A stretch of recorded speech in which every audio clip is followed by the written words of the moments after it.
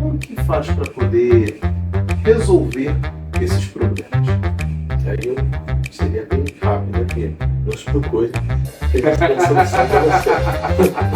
Nos procure que a gente vai dar.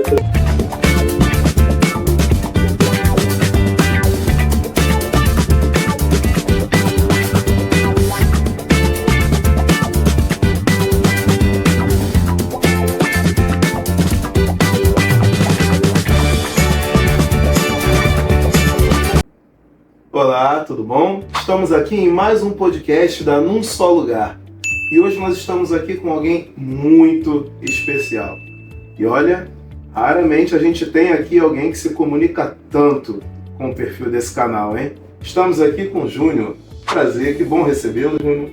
Prazer todo meu. Bom? Tá? Bom dia a você, bom dia à nossa audiência, bom dia à produção. Júnior, vamos lá, para a gente iniciar esse bate-papo de forma objetiva, porque eu sei que vocês estão curiosos para saber o que ele tem para trazer para a gente. Júnior, conta para a gente aqui, qual é o seu nicho de mercado, qual é o seu trabalho, como você desenvolve e que forma e de que maneira isso consegue atender a dor do mercado hoje. Então, Arlen, eu trabalho com intermediações, né, do B2B, que nada mais é que a gente trazer uma solução, né, ou ser também um realizador de sonhos de indústrias, né, que queiram aqui entrar na nossa praça. Já estamos no Rio de Janeiro, então eu trabalho com nesse nicho, né? De trazer, de resolver esse problema, né? Solucionar esse problema ou a realização de um sonho de quem quer entrar aqui e trazer o seu produto para o Rio de Janeiro. Geralmente são indústrias, né? Que elas têm, às vezes pode ser a Praça de São Paulo, tem a Praça até do Santa Catarina, e querem entrar no mercado do Rio de Janeiro, que tem as suas particularidades. Então a gente trabalha nisso, fazendo todo o comercial, execução, trade dessas indústrias. Eu imagino que, acredito, eu tenho certeza que há uma versatilidade grande, né, dentro do seu repertório, mas deve ter um segmento específico que o senhor desenvolve com maior propriedade, né? Seria o quê? Seria a indústria têxtil, alimentícia? Qual seria o segmento mais específico? O meu segmento é alimentar, né? Indústrias alimentares aqui. E aí a gente faz essa intermediação entre a indústria, os grandes players, né? Que são os key accounts, né? São as linhas de contas, que é uma coisa bem mais fácil de ser feita. E tem um segundo momento que são os distribuidores, né? Que é para fazer a pulverização do produto, né? Para a gente dar o market share no estado, né? E através de distribuidores. A gente trabalha muito na captação de distribuidores para poder fazer essa distribuição aí. Agora, como é que para a gente entender melhor, para o pessoal que está aí acompanhando, porque eu sei que você que é um produtor, um fabricante, o seu radar já acendeu aí que tem ouro aqui que vai ser entregue hoje, né? Então fica aí. Então, para a gente entender, e eu também, porque eu não vou sair daqui sem aprender um pouco e sugar isso daqui. Então, como é que funciona, né? Porque pelo que eu pude perceber, você está no caminho entre esse produtor, entre esse key account, né? E o distribuidor. Mas, e aí? Quem é o Júnior nesse caminho aqui? Então, o nosso mercado do Rio de Janeiro é um mercado muito peculiar, né? Aqui não é o que vende, né? É quem vende o que vende. A questão maior que temos aqui é de relacionamento. Então, o relacionamento ele faz toda a diferença. Como a gente está no mercado aí desde 1996, temos uma estrada aí pela frente, Então a gente tem uns relacionamentos que abrem portas, né? Que faz com que a gente caminhe mais rápido, né, nessa consolidação de novas marcas aqui no Rio de Janeiro. Então realmente a palavra-chave principal era relacionamento, né? Relacionamento. Por isso que muitas indústrias não conseguem fazer isso sozinho, por não ter expertise no comercial ou por não querer montar uma estrutura de imediato, que geraria muito custo, né? E a gente trabalha dando todo esse suporte, né? Tanto comercial como execução, né? Dando a questão de trade, né? Execução do mercado, né? O ramo alimentício ele funciona muito assim, né? Produtos de qualidade existem em qualquer lugar, né? Mas assim, para ter uma aceitação, né? Primeiro, a porta para ser aberta, ela não abre a porta para o produto, ela abre a porta para a pessoa que vem trazer o produto. Então, quem tem portas abertas, ela consegue apresentar mais produtos, entendeu? A visão, se eu estou percebendo bem a linha, né? É você focar de fora para dentro, né? As empresas muitas vezes pecam em focar na visão dela de dentro para fora, quando na verdade é do cliente para dentro, né? O que importa é o cliente, né? Exatamente. E a gente, com essa penetração, a gente consegue fazer com que essas portas, depois de abertas, o produto desse fornecedor, né, que nos procurou, ele seja experimentado, né? E aí o consumidor final é que vai dar a regra, vai dizer, realmente gostei, o produto vai continuar ali e vai fazer todo o papel. É claro e evidente que a gente nunca trabalha sem metas, né? A gente precisa ter metas realistas, né?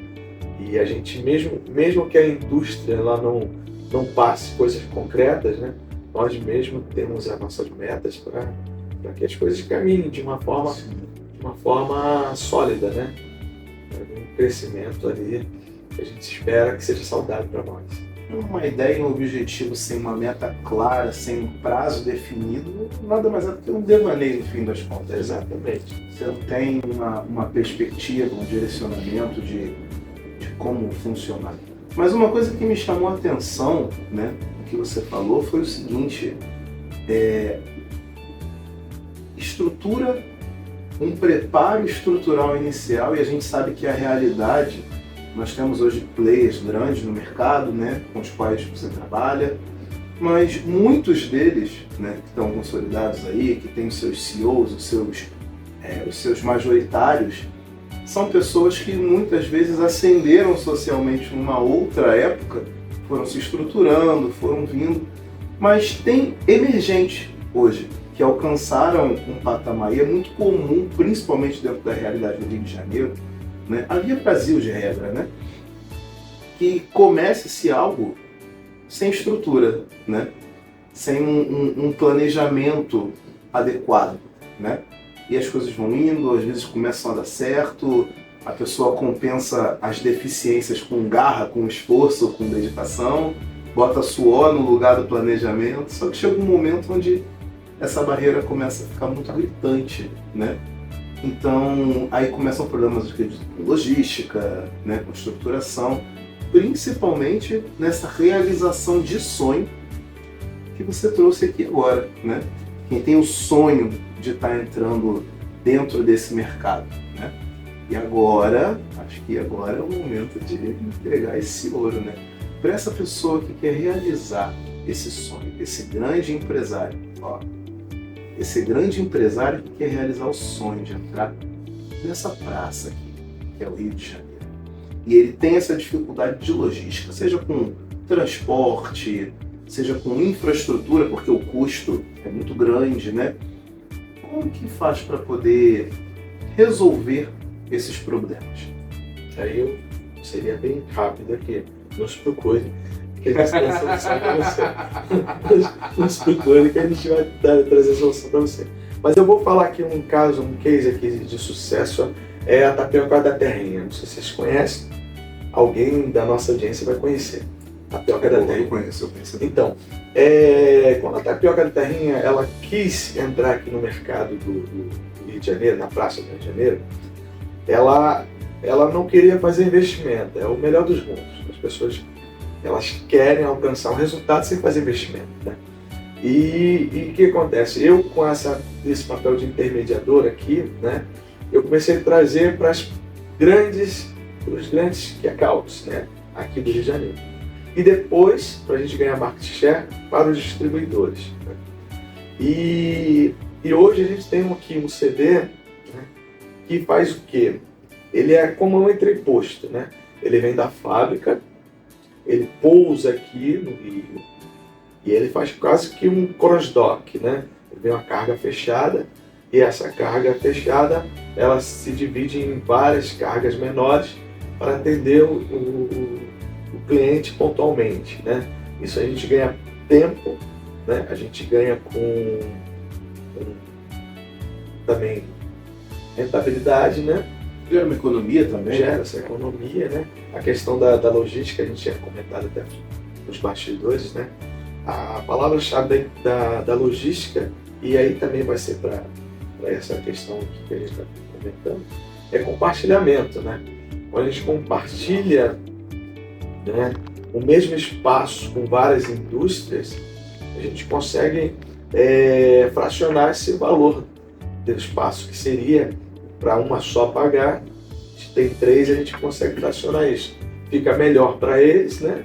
E fica melhor administrado, né? Porque, por exemplo, podia ter tempo ocioso, né, de trabalho ali, ela só tem determinado carga de trabalho e com esse compartilhamento a gente consegue fazer isso, entendeu?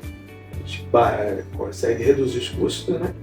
E fazer com que o trabalho e a produção siga melhor. Inclusive, até a nossa equipe de merchandising também é compartilhada. O mesmo rapaz que faz a nossa tapioca da terrinha é o cara que trabalha com café pilão. Ele, em um momento, ele vai estar lá abastecendo o café pilão, né? Em outro momento, ele vai estar abastecendo a tapioca da terrinha. E a gente paga um só, cara. Imagine se a gente tivesse uma equipe só para tapioca, uma equipe só para café. Nosso custo operacional seria exorbitante. E até o seu diferencial competitivo cai muito, né? Devido ao alto custo da sua operação. Exatamente. Olha, é a primeira vez que eu te escutei falando disso. Tem até um meme, né? O cara fazendo aquela coisa de que explodiu a mente assim, e é um insight assim, que você olha e depois que é dito, parece óbvio, né? Mas quando você escuta a primeira vez, você fala, cara, genial. Isso é sensacional. Porque você elevou a questão. Todo mundo fala muito de relacionamento, hoje fala-se muito de vendas relacionais, hoje você fala, mas você montou um ecossistema relacional, você pode se chamar assim, onde você conseguiu integrar diversas empresas diferentes sob uma única tutela, uma única forma de trabalho. Isso é muito incrível. Agora, isso funciona, por exemplo, armazenagem, na logística, né? Agora, como exatamente funciona essa entrega para esse grande varejista, né? Porque a gente está falando no fabricante, o CTND, né? E a gente tem o atacadista, aí faz a distribuição, mas tem o varejista que é o final. Como é que esse cara que está desfrutando dessa estrutura compartilhada, que se torna interessante? Porque é custoso, né? Mesmo que você tenha toda essa estrutura, mas para ele pegar e desenvolver, pegar um produto só e conduzir até um varejista, ainda assim pode ficar inviável, né? Como funciona essa questão? Então, quando a gente está falando de key accounts, que são grandes compras, né? A gente tem uma facilidade de trazer direto da indústria e montar aqui direto da indústria que abastecer esse key account. Quando a gente diz, né, fala de pequeno varejo, hoje em dia cada vez mais fala-se em redução de estoque, né? Ninguém quer trabalhar com estoque, porque estoque é sinônimo de dinheiro parado. Então eles querem cada vez um estoque mais enxuto, né? Então tem que entregar fazer entregas menores. E como é que eu Por isso o faço? crescimento, acho que foi o dropshipping, né? Surgiu muito em função disso, né? Isso, exatamente. E aí, como é que eu faço para poder atender essa demanda, né? A gente, através de distribuidores, né? Que trabalham com outras diversas marcas de produtos, outros produtos. E quando eles vão ponto a ponto, eles vão levar os diversos produtos e levam no meio de tudo isso, levam uma caixinha da tapioca da terrinha.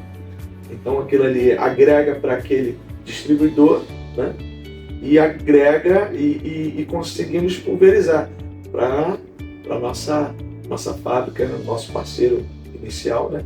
Conseguimos fazer essa pulverização, que é a coisa mais importante, né? Que é a gente estar em vários pontos de venda, né? É isso aí que reforça a nossa marca, né? Quanto mais é visto, né? Mais ali se gera essa positivação também, conversão para venda, entendeu? Quanto mais visto, mais lembrado, né? Mais lembrado. Fica um feedback aí, ó. Agência é sempre visto, quem não é visto não é lembrado, hein, gente? Tá aí a comprovação na prática. Fica com a gente. E olha só, eu agora, vou ser sincero, né? Gente que trabalha marketing, gente que trabalha com diversos segmentos diferentes, não tem como não estar ciente da grande dor do mercado. Você já mostrou que resolve, que dá conta dessa situação e de uma forma inovadora, com uma perspectiva totalmente fora da caixinha um pouco, né? Porque a gente imagina que o caminho para conseguir se estabelecer, claro que é uma escada, é linear esse crescimento, mas ainda assim a gente imagina que a gente tem que montar toda uma estrutura enxuta, extremamente coesa, e existe um outro caminho, né?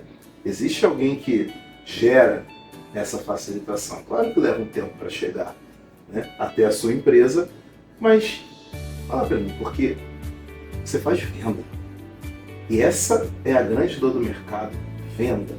Agora, o seu modelo de venda, para poder levar um grande fabricante até um distribuidor específico, até um cliente grande em potencial, essa venda ela não é uma panfletagem de mercado feita de qualquer maneira. A gente está falando de uma venda no modelo mais B2B, né? E, poxa, dá um insight para a gente aí, compartilha essa sabedoria.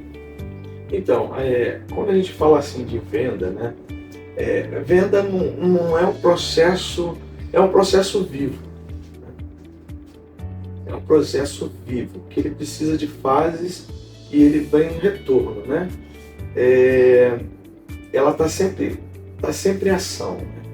Por isso que eu digo que é um processo vivo. Ela está sempre em ação.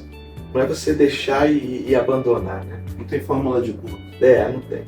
Então, por exemplo, para esses distribuidores, né? Para você fazer isso acontecer, a gente precisa ter um treinamento com a equipe, né? Então a gente faz muita campanha de venda com os vendedores, né?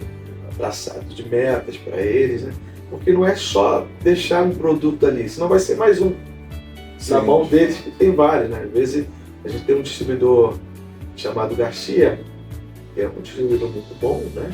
Tem um outro chamado Menezes, que é também excelente distribuidor. E eles trabalham com várias marcas, eles trabalham com Marilan, trabalham com Urca, trabalha com Chinesinho, trabalha com Bic, trabalha com vários outros. E só gigantes do mercado. E tem tapioca da terrinha também lá, entendeu? Então, como é que a tapioca da terrinha não pode se perder ali no meio dele, né? Então a gente tem que ter esse foco, né? Esse foco de acompanhamento, de estar ali junto, de orientar a equipe, né? De fazer essas orientações, né?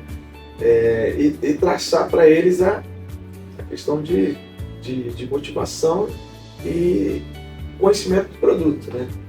Uma coisa que é interessante, que esse distribuidor nosso, que é lá no norte aqui, lá em Campos, né? Norte do Rio de Janeiro. Norte do Rio. Do Rio. Ele faz até a região dos lagos ali. Ele começou conosco comprando 50 caixas de tapioca em casa. Hoje ele compra 6.000 caixas. 6.000 caixas. De 50 para 6.000? É, 6.000. Então, eu me lembro que ele não vendia, eu fiz várias reuniões, né? Mas eu me lembro de uma das primeiras, eu simplesmente fiz a tapioca inóculo para os vendedores, representantes e vendedores e representantes de venda. E aí eu fiz para eles, né? Eles comentaram, eles falaram, gostaram do produto. Uma degustação. Gostaram do produto, né? E depois disso a venda começou a acontecer, entendeu? Então é muito do conhecimento, né? Porque quando o vendedor compra a ideia, aí ele sai para venda. Mas se nem o vendedor comprar a ideia para ele, o produto, ele não tem força para vender. É vender algo em que se acredita. Tem que se acreditar. Então, eles passaram a acreditar no produto. E acreditar no produto fez com que acontecesse. Então, esse nosso trabalho, ele vai um pouco além, né, de apenas colocar. A gente vai acompanhando, né, essa evolução aí, né? Você ficou espantado aí de 6.000. Mas a gente vai acompanhando porque é um crescimento, né? Que a gente vai... muito crescido. Que a gente vai... A gente falou do tempo em que levou e tal, mas ainda assim é um crescimento expressivo. E a gente vai levando de acordo, assim, com a dedicação, né? A gente tem que estar dedicado. Precisa ter uma dedicação ali especial do produto, entendeu? Tem que ser, como você falou, tem que ser lembrado, tem que ser visto, né? A gente, às vezes, encontra algumas contra-argumentações, né? Porque todos os nossos produtos que a gente trabalha hoje na empresa são todos de custo agregado mais alto. É como se fosse no refrigerante a gente trabalhasse com Coca-Cola, mais caro. É mesmo? Mas sem o nome da Coca-Cola. Entendeu? Mas sem o peso o peso de marketing. De um produto que você vende sozinho. Exatamente. Então todos os nossos produtos, a gente tem a farofa com gosto, a gente tem muito bom, né? Produtos bons. E tem a tapioca da terrinha, temos a batata palha, temos uma gama de produtos. Mas só que a gente precisa fazer com que o nosso agente que vai estar no ponto de venda, ele tem que comprar a ideia, tem que acreditar no produto. Então, às vezes, não é uma tarefa fácil, né? Às vezes não é uma só reunião, são várias. Até porque você tem que contar também, porque a equipe dos distribuidores também há uma alternância muito grande, né? Eles troca-se, aí você tem que voltar e fazer o trabalho de novo. Né? É uma troca, né? Um turnover muito grande. Então a gente precisa estar sempre ali, sempre acompanhando. A venda é algo vivo, você não pode abandonar. Você tem que estar sempre nutrindo o tempo todo, tem que estar sempre gerindo, sempre cuidando, renovando processos. Sempre cuidando. Caramba, mas da forma que você coloca, dá para sentir, dá para perceber que há um acompanhamento próximo, bem de perto. Você falou, poxa, não, fui lá, fiz a tapioca e eles provaram. Isso é uma proximidade muito grande, né? De fato, em todas as etapas, tem um relacionamento sendo construído desde os primeiros momentos dessa transação, né? Então, você não só executa, se torna um braço daquela empresa, né? É uma extensão dela. Sim. No caso, a gente tinha um esquema de visita e a gente saía em rota com alguns vendedores, né? Legal. Até para a gente ver a dificuldade deles com o nosso produto. E eu para campo com eles para poder... Sim. Muito legal. E ainda hoje, se alguém pedir, a gente faz. A gente vai. E a gente tinha muito que no começo, né? Vamos falar que a gente está falando da tapioca, então vamos continuar falando da tapioca. Tinha muito no começo a argumentação, né? Porque a nossa era mais cara, né? Ainda é mais cara. Então, quando chegava no ponto de venda, o comprador, né? Decisou lá, comprava, ele até falava assim, poxa, peraí, por que eu vou comprar esse aqui, né? Se tem outra mais barata aqui, tapioca tudo igual. Né? Aí na hora de compra eu já falava assim, peraí, você tem pão plus vita, você tem dois amigos ali, dois irmãos ali, por que você tem preço diferente deles?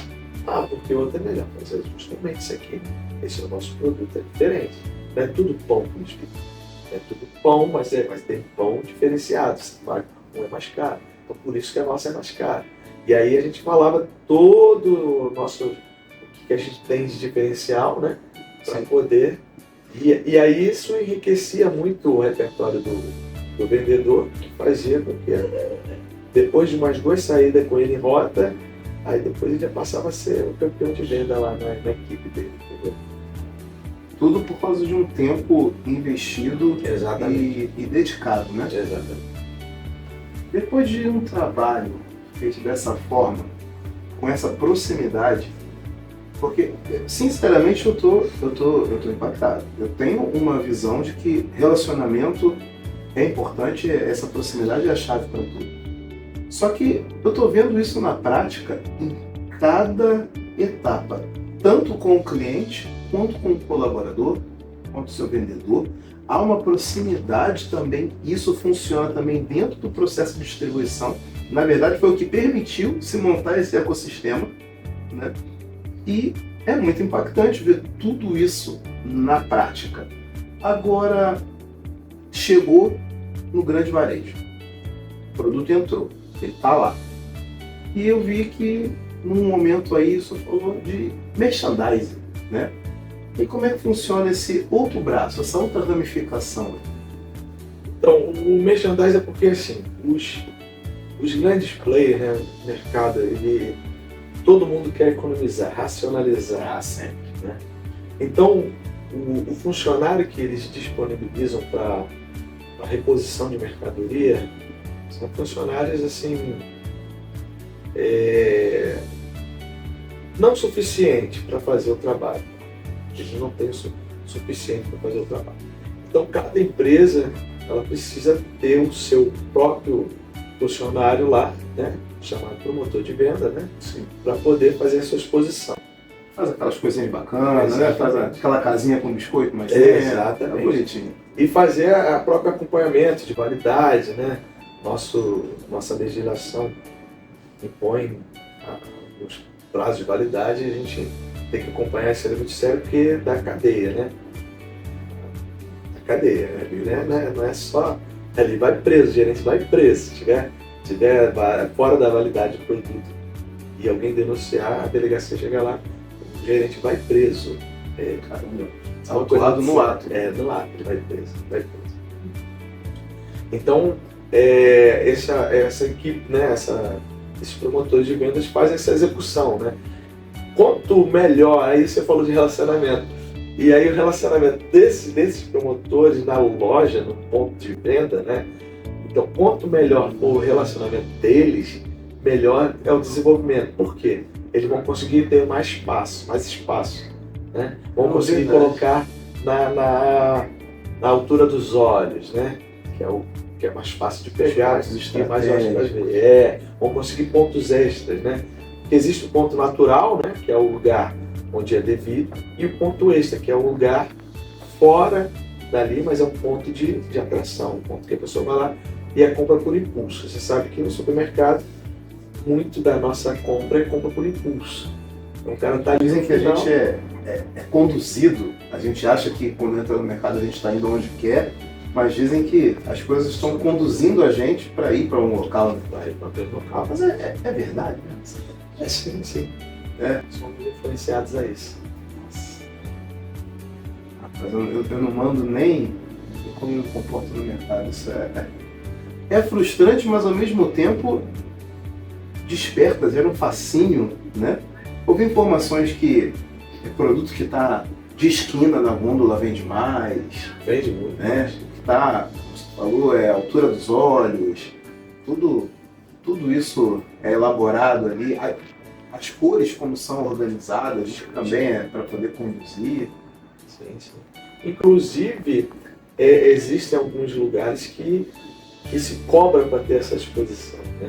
Ah, não é padrão de todo local? Lá ele dá você quer ficar aqui, você paga tantos X por mês. Aí eu te deixo você ficar aqui. A esquina é mais cara.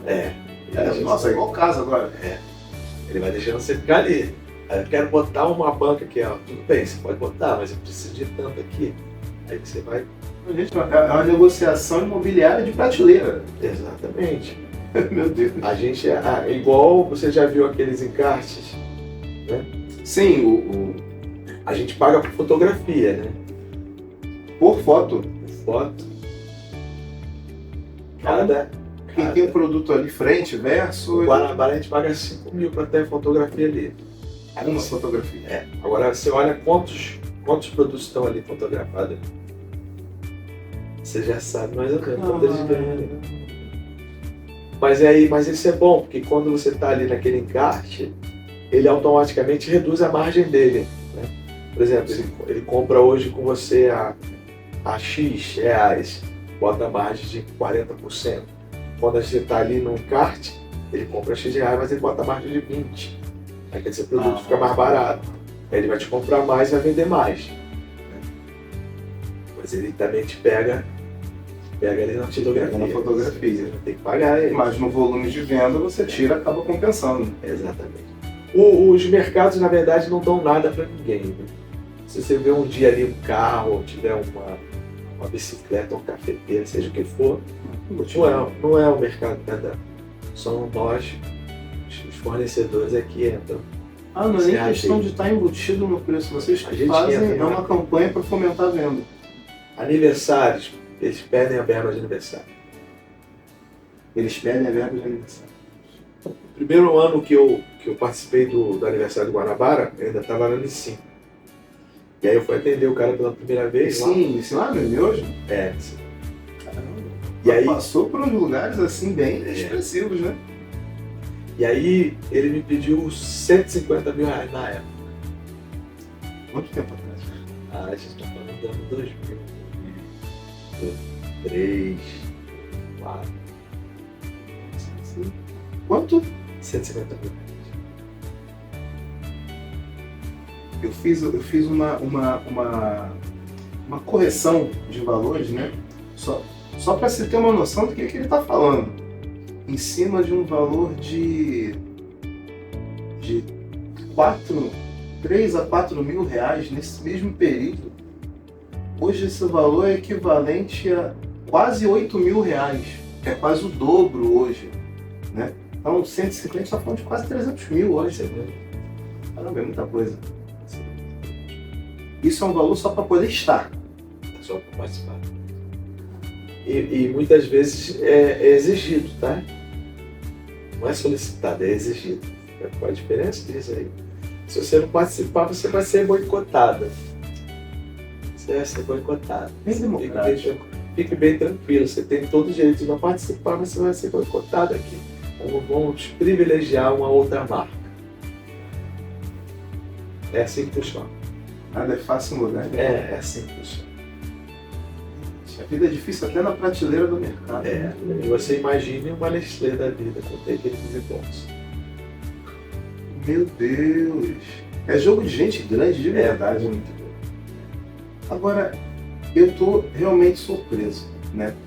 Porque a gente está falando de tudo que iniciou, essa conversa ela começou nos top players e a gente está falando agora no que impacta o consumidor final e a toda a presença, está presente em cada etapa.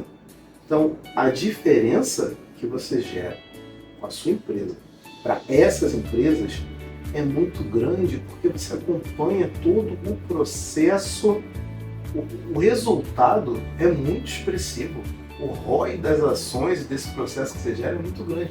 Desde a economia que você gera por causa do processo de logística, desde a venda direta, por causa da intermediação que é feita, a entrega e toda essa parte com o varejista para chegar no consumidor final.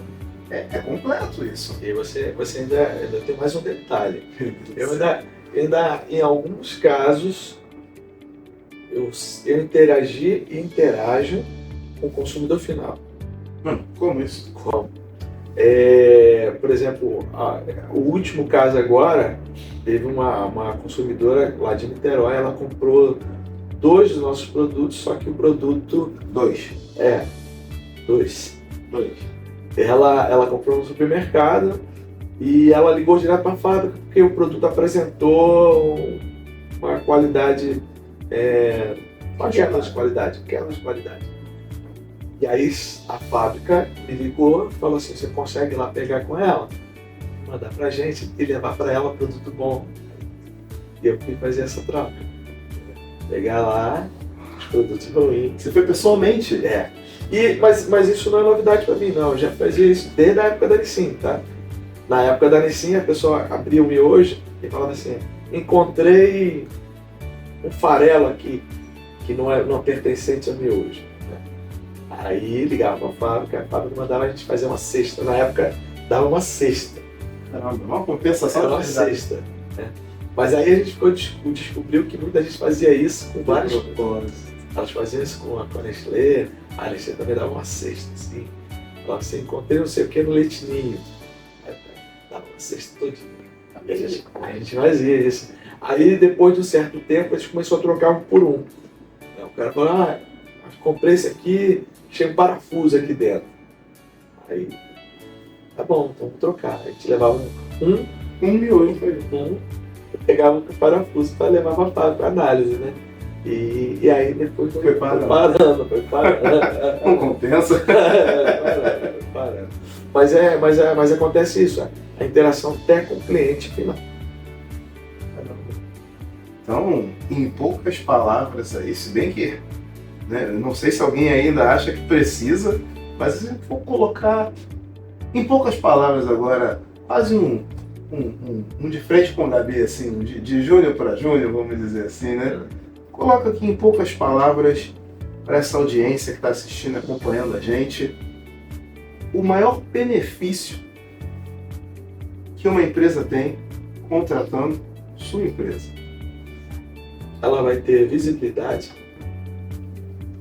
ela vai ter capilaridade, parte share no caso, e ela vai ter uma entrada que ela poderia até ter, mas demandaria muito mais tempo. Ela vai ter um tempo bem mais reduzido através da nossa empresa. Então, por favor, para que essas pessoas encontrem essa empresa, deixe seus canais de contato, formas de comunicação, para que eles possam entrar em contato. Você pode entrar através do meu e-mail, né? Pode mandar direto no e-mail, né? junior.rj@gmail.com.br. Vai estar aí embaixo na legenda, e-mail para contato, para que a gente possa estar vindo. A empresa JR Marketing e Representações Limitadas. Aí. Gente, esse foi o Milton Júnior e essa foi a nossa conversa sobre a intermediação. Esse foi o nosso bate-papo de hoje. E eu não sei vocês, mas eu hoje estou saindo daqui com ouro em pó guardado. Aguardo vocês no próximo, acompanhem num só lugar, clica aí, se inscreve, toca no sininho para ter notificações e receber mais informações de assuntos relevantes sobre o nosso universo de negócios, não só no Rio de Janeiro, mas em todo o Brasil. Um abraço, gente. Obrigado, Júnior.